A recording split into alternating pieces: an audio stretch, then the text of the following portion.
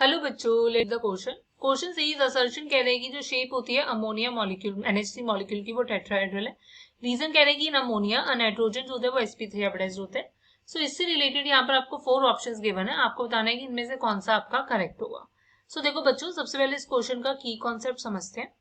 सो की कॉन्सेप्ट आपका लाई करेगा कि बेसिकली मुझे शेप और हाइब्रिडाइजेशन जाननी है। सो आपको पता होना चाहिए कि स्टेरिक नंबर क्या होता है, बिकॉज स्टेरिक नंबर की हेल्प से ही हम शेप हाइब्रिडाइजेशन निकाल सकते हैं। सो किसी भी मॉलिक्यूल की शेप हाइब्रिडाइजेशन निकालनी है तो उसमें जो सेंट्रल एटम है उस पर क्या उस पर कितने वैलेंस इलेक्ट्रॉन्स है ये आपको पता होना चाहिए, राइट।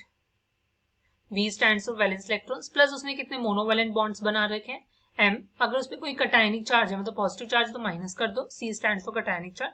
प्लस अगर कोई नेगेटिव चार्ज है तो अनायनिक, दैट इज, सो उसको प्लस कर दो, प्लस A मतलब अनायनिक चार्ज, और ओवरऑल उसको डिवाइड कर दो 2 से। फिर बेस पर थ्योरी के अकॉर्डिंग हम पता लगा सकते हैं उसकी शेप या हाइब्रिडाइजेशन क्या होगी। जैसे कि अगर उसका स्टेरिक नंबर 2 आता है तो वो sp हाइब्रिडाइज्ड हो जाएगा, 3 आता है तो sp2 हो जाएगा, 4 आता है तो sp3। अगर sp हुआ तो वो लीनियर हो जाएगा, sp2 हुआ तो ट्राइगोनल प्लेनर, sp3 हुआ तो टेट्राहेड्रल।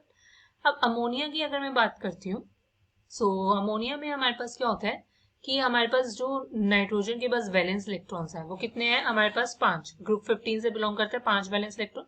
हाइड्रोजन एक मोनोवैलेंट एटम है क्योंकि उसको क्या है, एक इलेक्ट्रॉन की नीड है अपनी ऑक्टेट कंप्लीट करने के लिए, प्लस मतलब सॉरी डुप्लेट रूल कंप्लीट करने के लिए, राइट। प्लस वो एक ही बॉन्ड बनाता है, फाइन। सो मोनोवैलेंट हो गए 3 और कोई पॉजिटिव नेगेटिव नहीं है, डिवाइडेड बाय 2 कर दिया, सो ये आ गया 4।